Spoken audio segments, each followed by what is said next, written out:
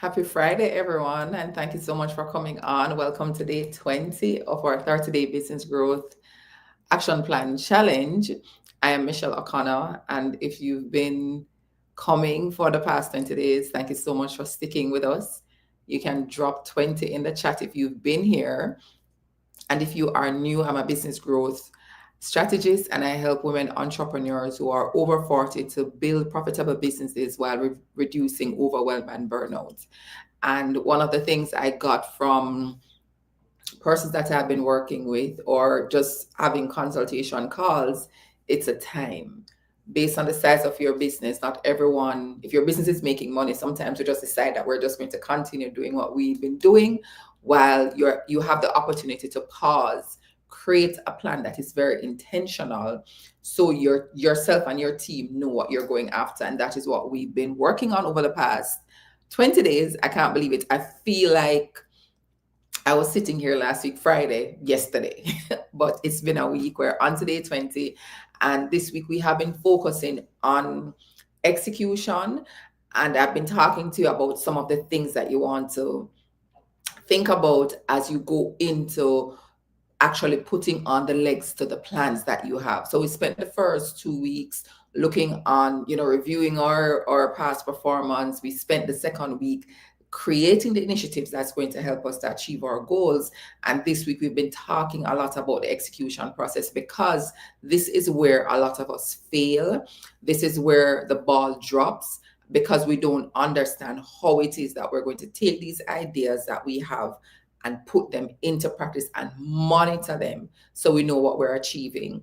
And I've been talking about the execution. Yesterday we spent some time looking on the review process, and one of the inputs into that is your meeting. And I showed you how important it is for you to not look at your meetings as just a gathering, but to look at it as a part of your monitoring process for your organization or your company.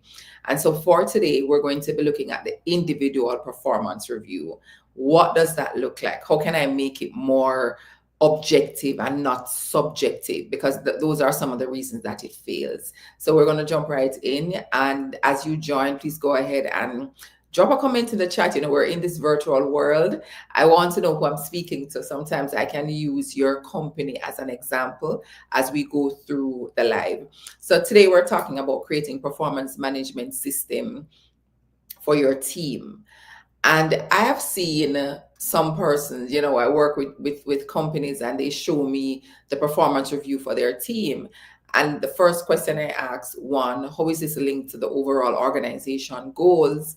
And two, how is this linked to their role? Do they understand that this is a part of their role?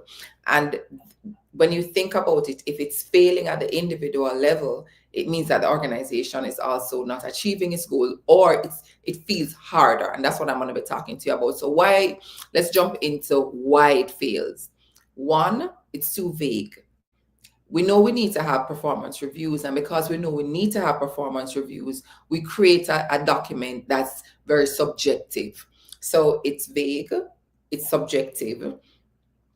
Sometimes it's emotional. That's one of the other things I find. We are creating these from what we feel, and it's not really linked to anything. Another thing that I saw was there wasn't any clear definition of success. We're using sentences with feelings and not tied to goals. So when we looked at in this week, and if you're joining, the replays are there, you can watch and take on, because what we've been doing is building on each day. So if you think about, we looked at all the goals that we came up with for the year that's going to help us achieve the targets that we set. Each of those goals are linked to a role. If it's linked to a role, it means that now goes to that person's performance review. And that is how it works seamlessly. So you don't have to sit and create anything, try and make up anything. You don't need to do that, because you would have already created something that's already linked to your goal. And when we spoke about cascading, that is how it flows. That is how it moves from top down. So it's too subjective, it's too emotional, it's too vague, it's not linked to it doesn't have a clear success, and again, it's not linked to the business goals. So how are we going to fix that? We're going to fix that by using the initiatives that we created.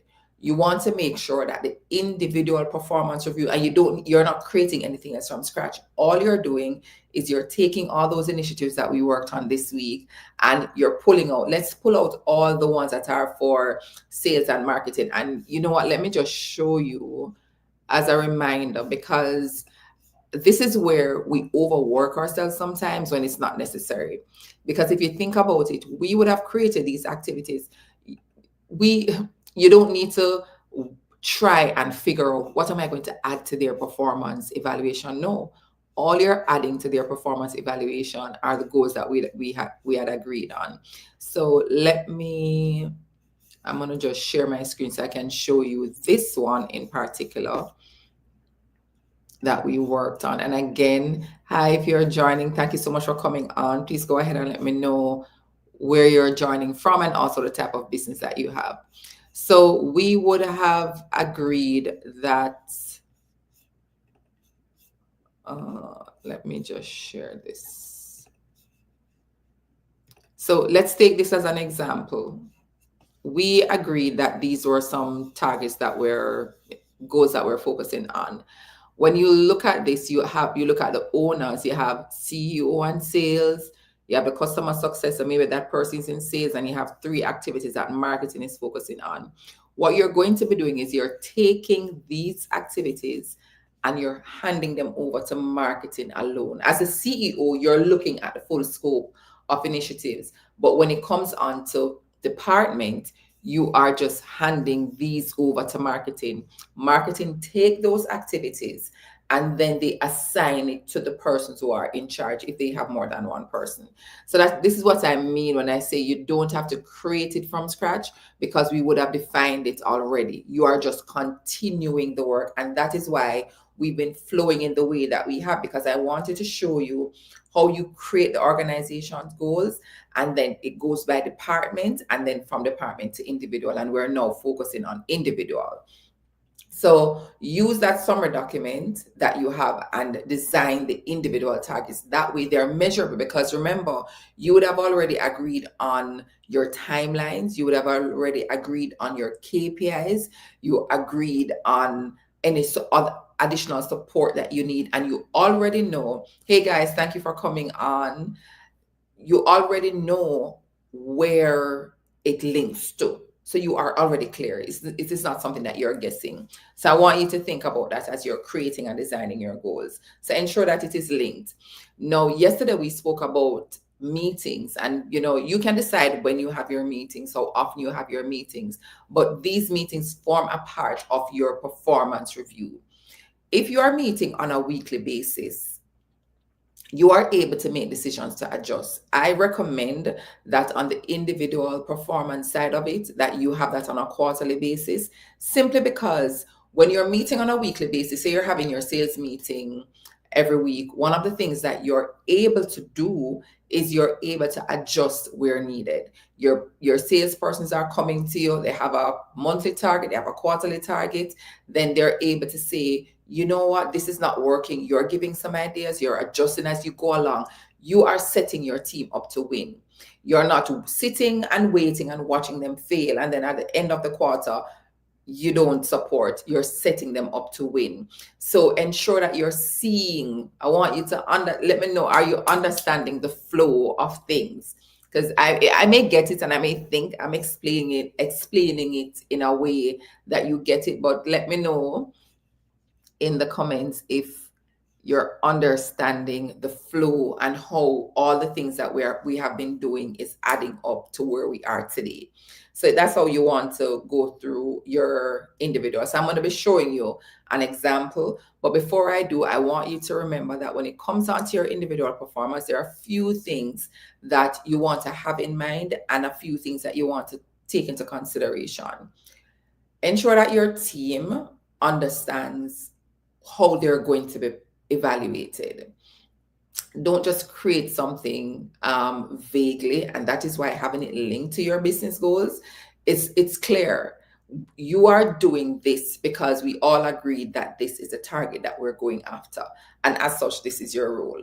When you have the conversations that way, your team don't feel as if you're making things up on the fly. They see how it links, and they also see how important their role is in helping the organization to achieve these goals. So ensure that they understand the performance. Ensure that they also understand how they will be measured. I would have given an example about your reports.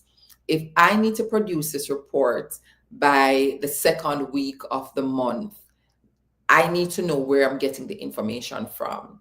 You are going to be measured. Your success is going to be measured by your turnaround time and your accuracy. Be very clear about that, because what you don't want is you come into a conversation, and in the conversation, I didn't know that. I didn't know that. I couldn't produce the report at that time because I didn't get it from X, Y, and Z.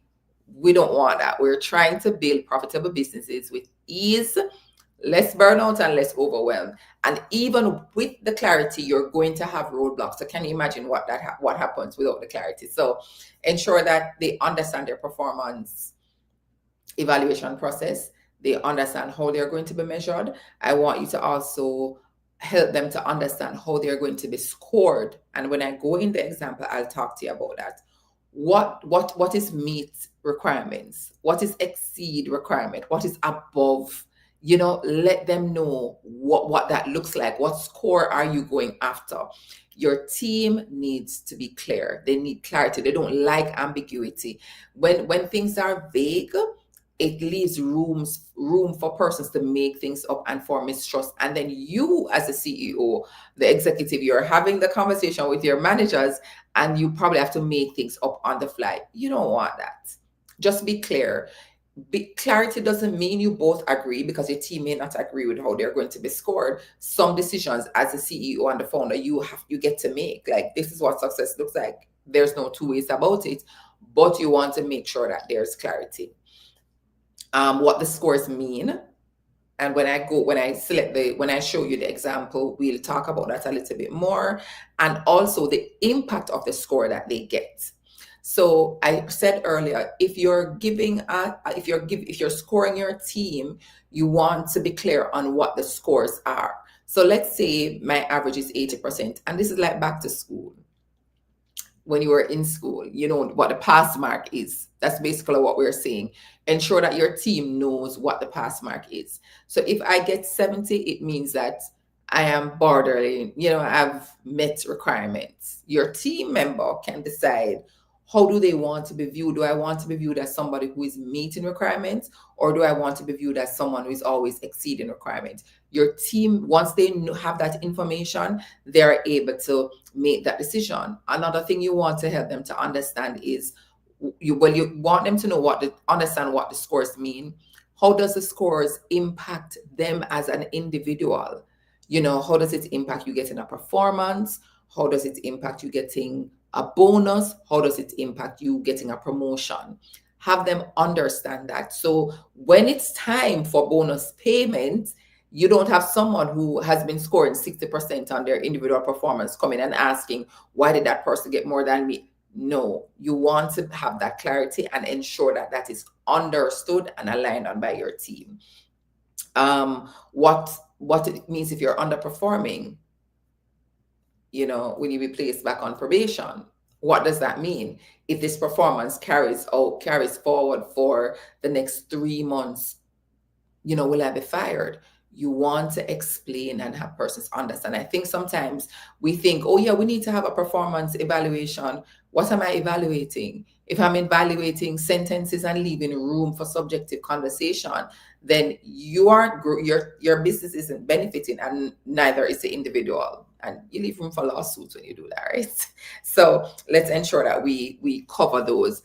Right now, I'm going to show you one example. I just created an example for the sales role, just to give you an idea as to what you want it to look like. And I do a lot of work in Excel, because I do believe that this allows for clarity. So earlier, I would have said to you, and it has more, I just draft this up so you can understand what it will look like. Earlier, I said ensure they understand what the scores mean. This is an example, and you get to change it based on your business and based on your company. I am saying above expectations is if you're scoring 90 to 100%. Meet expectations 70 to 90. Below 70. And you could also choose a number. You could say above expectation is 90%. You can also say meet expectation is 80%. And then you have below 70. But here's the thing, and this is why you need support when you're doing this. Someone can come to you and say to you, what happens if I get 85? What happens if I get 81, 82, 89? Where do I fall? And that is why you have the range. And then, we can work with you to design formulas to calculate what that looks like for them for when it comes down to a score. And then, go into the goals. So I just created some initiatives for a sales role. So let's say we want to increase monthly revenue. The KPI is monthly revenue generated. The target is 25,000. This person achieved 22,000. It means that they would have achieved that 88%. Here's the other thing that you want to do. You want to weight the initiatives that you have on your performance review. Why do you want to weight it? Well, let me explain it this way. All your goals aren't created equally. And if in this case we have 5 goals that the team is working on, there's going to be there are going to be a few on the performance evaluation sheet that matters more, because you want your revenue, because that's where it matters more, and that is where they put most of their work. Let's put it that way. Not that it matters more, but if I'm a salesperson, maybe 90% of my time is spent generating revenue, meeting this revenue target. But remember, we spoke about lead and lag indicators. You want to make room for those lead indicators, because once they are doing that work, then it makes the revenue target way easier for them. It's about conversion. So improve conversion rate. It's lead to client rate. Okay, we want a 25% target. We want a 20% conversion rate. We want a 25% conversion rate. This person achieved 20%. They're at 80. Grow your lead pipeline. We need to have 120 leads in the pipeline per month. This person had 95. Increase follow-up consistency. This is how many persons that they called or followed up with by email. They achieved at 80%. And your customer retention, we wanted to retain 15. This person retained 10. Now, you are able to get the percentage, and you want to weight it based on the effort and where the person's time is going.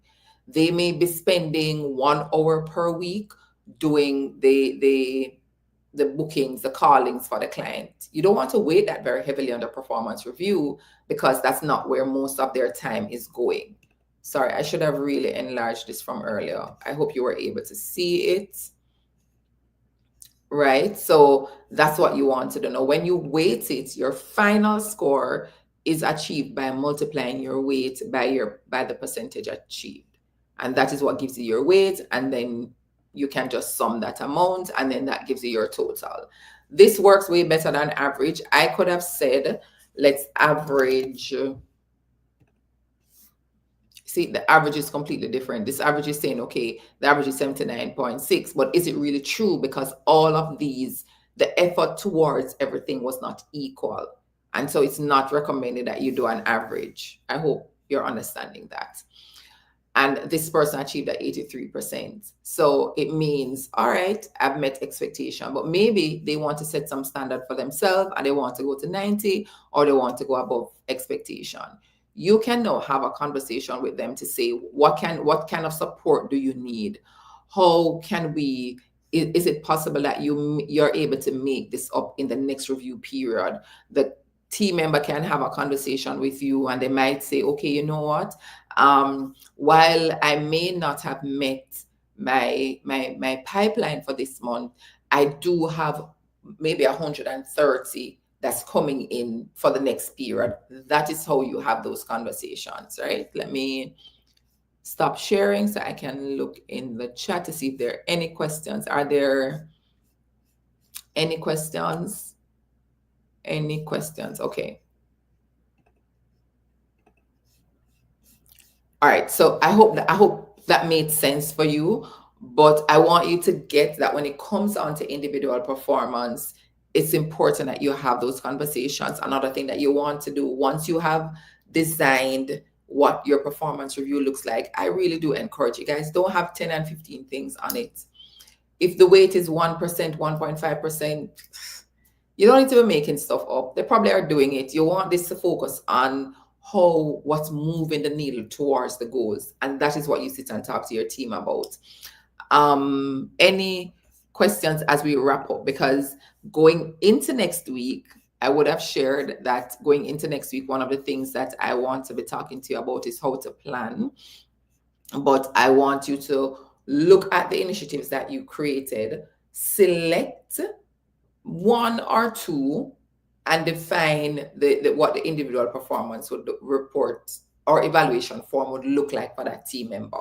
Right? That's your homework for the weekend. Maybe you do it for all your team. And if you need help again, I'm encouraging you to go ahead and send us an email, book a call, a consultation call.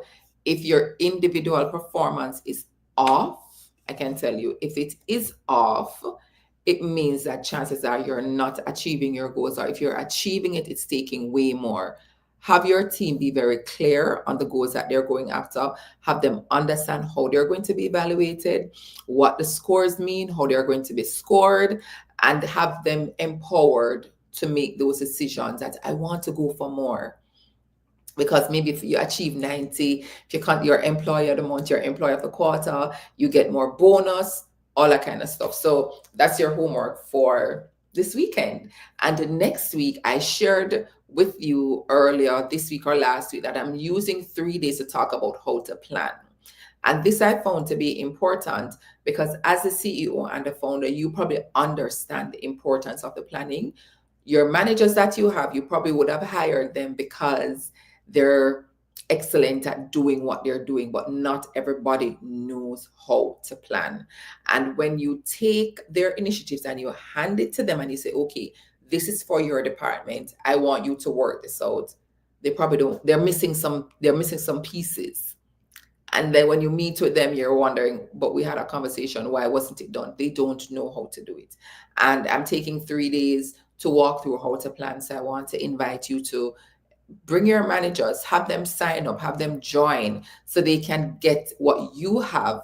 So when you hand the initiatives to them, you're not just handing it blindly, but they are clear on what the next steps are and what they need to focus on. So that's what we're focusing on for 3 days, Monday, Tuesday, and Wednesday, because I want them to get it. That will make your life easier. Because remember, our aim is to have you, the CEO and the founder, grow your business in a more or in a less stressful environment.